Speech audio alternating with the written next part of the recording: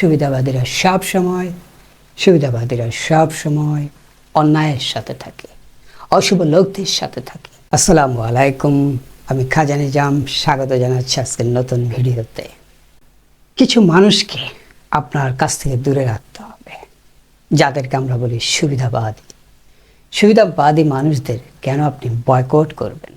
এই সুবিধাবাদী মানুষরা সমাজের কতটা ক্ষতি করে, আমার আপনার শান্তি নষ্ট করে, একটা দেশের সুখ শান্তি নষ্ট করে, লক্ষ মানুষের সুখ শান্তি নষ্ট করে এই সুবিধাবাদীরা।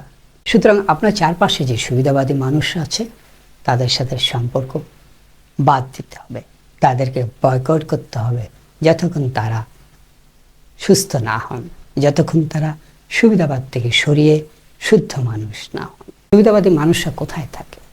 আমার আপনার চারপাশেই আছে, অফিসে আছে, ব্যবসায় আছে, রাজনীতিতে আছে, অর্থনীতিতে আছে, সর্বত্র আছে। তারা সবসময় কি করে? সুবিধাবাদীদের এক নম্বর বৈশিষ্ট্য যেটি দেখবেন, তারা কখনো ন্যায়ের সাথে থাকে না। সুবিধাবাদীরা সব সময় অন্যায়ের সাথে থাকে, অশুভ লোকদের সাথে থাকে, অশুভ লোকদের ক্ষমতা বৃদ্ধি করে। এর ফলে কি হয়? অশুভ লোকরা আরও শক্তিশালী হয়ে ওঠে এই সুবিধাবাদী মানুষগুলোর কারণে। এই সুবিধাবাদী মানুষগুলো কি পায়? কিছু উচ্ছিষ্ট পায়, হয়তো একটা প্রজেক্ট পায়, হয়তো একটা চাকরি পায়, হয়তো একটা প্রমোশন পায়, একটা হয়তো আত্মীয় স্বজনের একটা চাকরির ব্যবস্থা হয়, বিদেশে 3 বারের জায়গায় 5 বার যায়, 10টা ভিজিট হলো, কিছু প্রজেক্ট পেলো, কিছু টাকা পেলো, তারা হয়তো একটা প্লট পায়, একটা কিছু পায়। ঠিক আছে, এই সামান্য পাওয়ার জন্য তারা হাজারো মানুষের সর্বনাশ করে ফেলে। তো অশুভ মানুষের সংখ্যায় থাকে কম, তারা বৃহৎ মানুষকে রক্ত চুষে খায়। তারা এই যে রক্ত চোষা অশুভ মানুষরা, তাদেরকে রক্ত চোষার যে রাস্তাটা করে দেয় কে? এই রাস্তাটা করে দেয় সুবিধাবাদী মানুষরা। আমাদের চারপাশে অনেক সুবিধাবাদী মানুষ আছে, এইসব অশুভ লোকদের সাথে ছবি তুলে ভিডিও করে, তাদের নানা প্রোগ্রামে গিয়ে, অফিসে তাদের সাথে ছবি রেখে কি করছে? ওগুলো সে কেন করছে? ওই ছবিটা দেখে সে নিজেও নানা অশুভ অন্যায় কর্মকাণ্ড চালিয়ে যাচ্ছে, এবং সেই কর্মকাণ্ডে যেন তাকে কেউ বাধা না দিতে পারে। এই যে সুবিধাবাদী ছাড়া আসলে আবার অশুভ লোকরা চলতে পারে না। সুবিধাবাদীরা না থাকলে অশুভ লোকরা কিন্তু খুব দুর্বল হয়ে যায়। সুবিধাবাদী মানুষেরা কোনোদিন অশুভ লোকরা অসংখ্য মানুষের রক্ত চুষে খেতে পারবে না, দুর্নীতি করতে পারবে না, লুট করতে পারবে না, সর্বনাশ করতে পারবে না। অর্থাৎ বৃহৎ জনগোষ্ঠীর উপর যে নির্যাতন হয়, যে নিপীড়ন হয়, যে সম্পদের লুণ্ঠন হয়, সেটি হচ্ছে এই অল্প অশুভ গোষ্ঠীকে কারা সমর্থন দিচ্ছে? এই সুবিধাবাদী মানুষরা। এবং এই সুবিধাবাদী মানুষদের অশুভ লোকদের খুব দরকার, তাদেরকে তারা কাছে রাখে, নে কিছু খা। নিজেরা হয়তো মাংস করলো, হাড্ডিটা ফেলে দিল, ওদের কাছে হাড্ডি খা। এই সুবিধাবাদী মানুষরা এই হাড্ডি লোভেই যে হুজুর করতেছে, তার নানা অপকর্মের সহযোগিতা করছে এবং নিজেরা নানা অপকর্ম করছে। ওস্তাদকে হয়তো 1000 কোটি টাকার আয়ের ব্যবস্থা করে দিল, মানুষের সর্বনাশ করে, দেশের সর্বনাশ করে, সমাজের সর্বনাশ করে, নিজেও 5-10 কোটি টাকা পায়। ওই 5-10 কোটি টাকা পায় সুবিধাবাদীরা মনে করেন যে মহা খুশি। এবং জীবনে এই সুবিধাবাদী মানুষদের অধিকাংশের ক্ষেত্রে দেখবেন তাদের সামর্থ্য কম, তাদের নিজস্ব যোগ্যতা কম। কাজে যে মানুষটা দেখতেছে তার জীবনে একটা হয়তো 20,000 টাকার চাকরি করাও সম্ভব না, পাওয়া সম্ভব না প্রতিযোগিতা করে, তখন সে করে এই অশুভ লোকদের সাথে হাত মিলে সে 200 কোটি টাকার মালিক হয়ে যাচ্ছে, 300 কোটি টাকার মালিক হয়ে যাচ্ছে। সো এখন আমাদের দায়িত্ব কি? আমরা খুব পরিষ্কার যে অশুভ মানুষ আর সুবিধাবাদীদের যে সংযোগ তৈরি হয়েছে, যে নেক্সাস তৈরি হয়েছে, সেটা ব্যক্তি মানুষের, রাষ্ট্রের, সমাজে সর্বনাশ করছে। বিশেষ করে আমাদের দেশে প্রতিদিন সর্বনাশ করছে। তাহলে আমার আপনার দায়িত্ব কি? আমার আপনার দায়িত্ব কিন্তু, আমরা হয়তো কিছুই করতে পারবো না, কিন্তু একটা কাজ তো করতে পারি, এই অশুভ লোকদের, এই সুবিধাবাদীদেরকে বয়কট করেন। আপনার যত সোশ্যাল মিডিয়া আছে এদেরকে একটু বাদ দিয়ে দেন না। আপনি আমি তো প্রতিদিন হাজারো সমস্যা নিয়ে কথা বলি, কিন্তু সমস্যা যে কারণ এই আপনার চারপাশে যারা বন্ধুরূপে আছে, যারা সুবিধাবাদী আছে, ঘুষখোর আছে, দুর্নীতিবাজ আছে, তাদেরকে কি আমরা, তাদেরকে আপনি সাথে রেখে শেয়ার করে কি লাভ হলো? লাভ হলো না। আপনার তো তাদেরকে থামাতে হবে। আমি হয়তো সরাসরি থামাতে পারবো না, কিন্তু আমরা তো আমাদের বন্ধু তালিকা থেকে বাদ দিতে পারি, আমরা তাদেরকে বিচ্ছিন্ন করে, আমরা তাদেরকে আমাদের সংযোগ থেকে বিচ্ছিন্ন করে দিতে পারি, আমরা তাদেরকে একা করে দিতে পারি, এটি কিন্তু পারি। এবং বয়কট যে কত শক্তিশালী সেটা আপনারা গত কয়েক মাসে নিজের চোখে দেখেছেন, অনুভব করছেন। বয়কট প্রচণ্ড শক্তিশালী। এখন আমাদের এই বয়কটটাকে কোথায় নিয়ে আসতে হবে? বয়কটটাকে এখন আমাদের টার্গেট করতে হবে সুবিধাবাদী মানুষগুলোর দিকে, যারা সামান্য সুবিধার জন্য যে কোনো অন্যায় করতে পিছু পা হয় না, মানুষের অধিকারকে হরণ করতে পিছু পা হয় না, মানুষের সর্বনাশ করতে পিছু পা হয় না, নিজস্ব সামান্য সুবিধার কারণে। এই সুবিধাবাদীরা এখানে কোনো অপরাধ নাই, তারা তাদের ওস্তাদের জন্য, প্রভুর জন্য, মাস্টারের জন্য, এই অশুভ শক্তির জন্য করবে না, তারা করবে। কিন্তু সেই খারাপ লোকগুলোকে, সেই সুবিধাবাদী লোকগুলোকে, সেই দুর্নীতিবাজ লোকগুলোকে আমরা প্রতিদিন কিন্তু নানাভাবে সমর্থন দেয়। কীভাবে?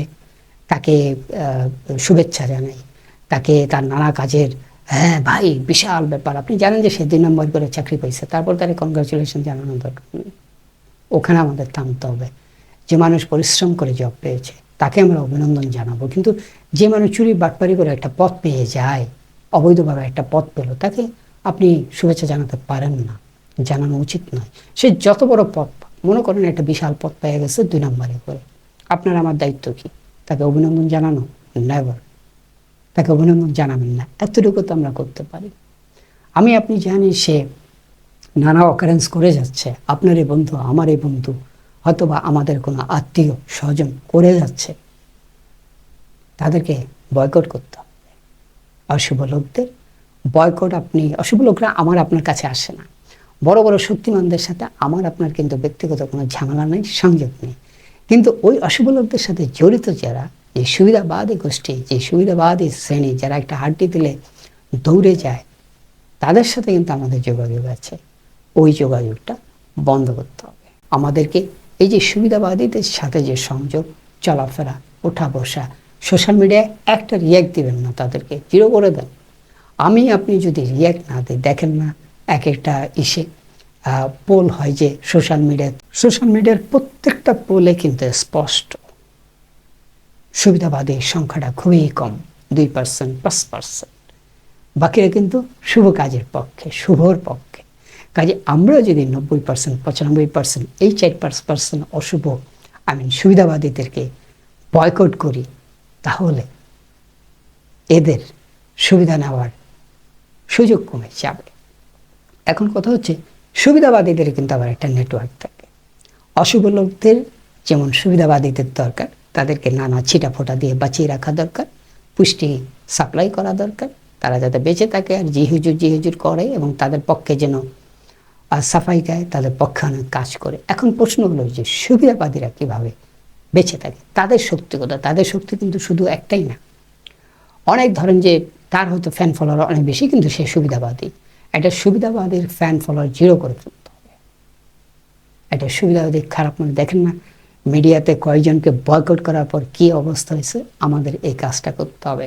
আমাদের পরিচিত সুবিধাবাদী যারা আছে, যারা অন্যায়ের সাফাই গায়, যারা অশুভ শক্তির সাথে থাকে, যারা দুর্নীতি করে, যারা ঘুষ খায়, যারা লুট করে, যারা মানুষের অধিকার কেড়ে নেয়, তাদের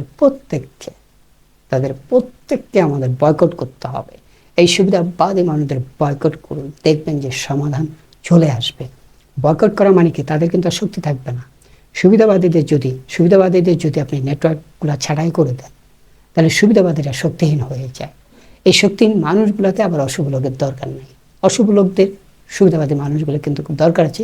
সুবিধাবাদী মানুষগুলা নানা ছলবেলো কৌশলে বাকি জনগোষ্ঠীর সাথে নানা নেটওয়ার্কের মাধ্যমে জড়িত। একটা বড় নেটওয়ার্ক হচ্ছে সোশ্যাল মিডিয়া। সোশ্যাল মিডিয়ার সর্বত্র এই সুবিধাবাদীদেরকে বয়কট করতে হবে। বয়কট করলে সমাজে সুবিধাবাদীদের এই শক্তিগুলো ছাঁটাই হতে থাকবে, সমাজটা শুদ্ধ হতে থাকবে। এই সুবিধাবাদীরা যতক্ষণ থাকবে, এই সমাজ সুস্থ হবে না। আপনি শান্তিতে থাকতে পারবো না। তারা আমাদের অশান্তি করবে, তারা দারিদ্র নিয়ে আসবে, তারা লক্ষ লক্ষ মানুষকে গরিব করে ফেলছে, তাদের জীবনে তারা দুর্ভোগ নিয়ে আসছে, দুর্যোগ নিয়ে আসছে, অশুভ শক্তি। এবং এই যে সুবিধাবাদীরা হয়তো 5%, কিন্তু বাকি 90%-এর জীবনকে তারা বিস্ময় করে তুলছে। তাদের জীবনকে তারা দুর্যোগে ভরপুর করছে, দুর্ভোগ নিয়ে আসছে। সুতরাং আমাদের কি করতে হবে? আমাদেরকে অবশ্যই একটা কাজ করি আমরা, চলুন দেখেন কি হয়। সুবিধাবাদীদেরকে বয়কট করুন। সুবিধাবাদীদেরকে বয়কট করলে সমাজ সুস্থ হবে। আমি আপনি যদি ভালো থাকতে চাই, এই সুবিধাবাদীদের সাথে সম্পর্ক রেখে আমি আপনি কখনো ভালো থাকতে পারবো না। আজ এ পর্যন্তই, আবারও দেখা হবে, কথা হবে ইনশাল্লাহ। আসসালামু আলাইকুম।